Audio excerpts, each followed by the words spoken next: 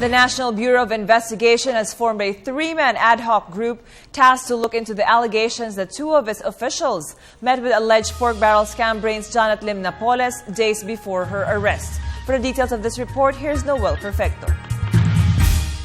NBI Director Virgilio Mendez assured that the investigation conducted by the three-man ad hoc committee led by NBI Assistant Director Medardo de Lemos, together with Deputy Directors Edgardo Villarta of Forensic and Deputy Director Ricardo Pangan of the investigation group, will be fair and professional.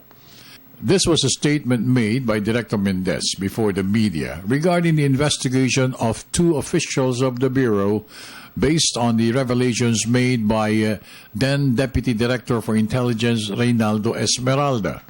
I immediately issued an order, a memorandum, directing the three committee of PS to look into this report. This is very disturbing. So we want to have information on this. Any time frame given to the... I gave 1 month only. 1 month. Yeah. They must come out with the report already. Director Mendez is also giving the ad hoc group 1 month to submit their findings on their probe on Janet Lim Napoles' issue. I don't have to speculate. Let's wait for the result of the investigation. Mahirap din yung wag sasabihin natin na bibigyan natin ng kulay kung ano man ang ano. Let's wait. Tingnan na natin. Anyway, you will be always be updated about the progress of the investigation. The people open to you anyway. So, Deputy Villarta, Deputy Pangan, who are also members, they are also accessible. Meanwhile, Assistant Director De Lemos will meet with two members of the committee to tackle the in-depth investigation to be made.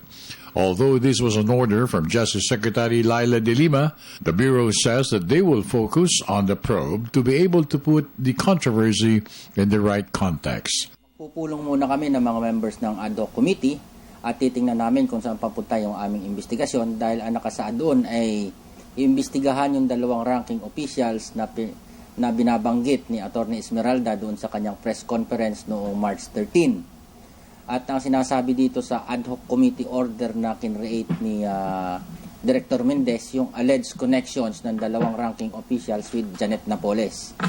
Sa akin lang ngayon, sa aking pananaw, ay kinakailangan natin itong alleged connections, kung ano ang ibig sabihin talaga nito ng ating butihing direktor. Hindi ko alam kung paano i-interpret yan. Koneksyon ang nais sa imbestigahan. For the People's Television, I'm Noel Perfecto.